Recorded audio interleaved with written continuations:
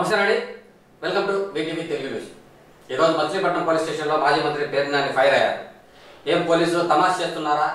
రోజు మా కార్యకర్తలను వేధిస్తే ఇక బాగుండదు, భవిష్యత్తులో తీవ్ర పరిణామాలు ఎదుర్కోవాల్సి ఉంటుందని చెప్పి ఆయన స్థానిక సీఐని తీవ్రంగా హెచ్చరించారు.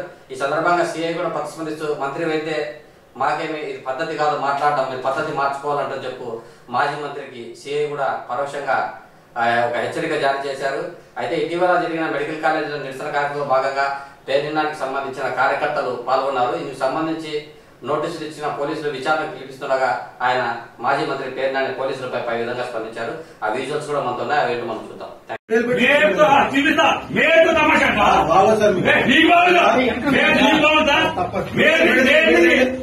తమాషా అంటావా? ఏమంటావు?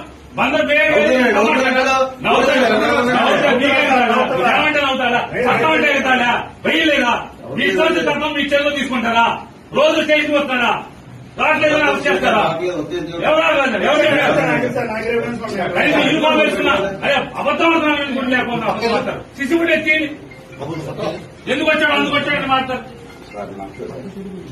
అందులో చెప్పిన మాట ఎవరు తెలుసండి? అనుకుని నవ్వుకున్నారు వాళ్ళు, వాళ్ళు నవ్వుకున్నారు వాళ్ళు, ఏం పర్లేదు తెచ్చే రోజు అనుకుని నవ్వుకున్నారు. అవునండి, నేను అప్పుడు గుర్తుపట్టాను. రోజు వస్తాను కంగారు ఊరేస్తారేమో అంతేనా? నువ్వేంటే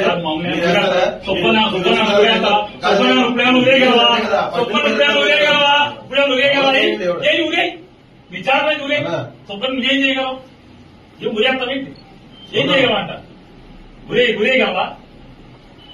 వారం రోజు సోమవారం దాకా జైల్లో పెడతావు. అంత మీద చేసేది సబ్ జైల్లో పెట్టగలవు. అంత మీద చేయగలిగేదా?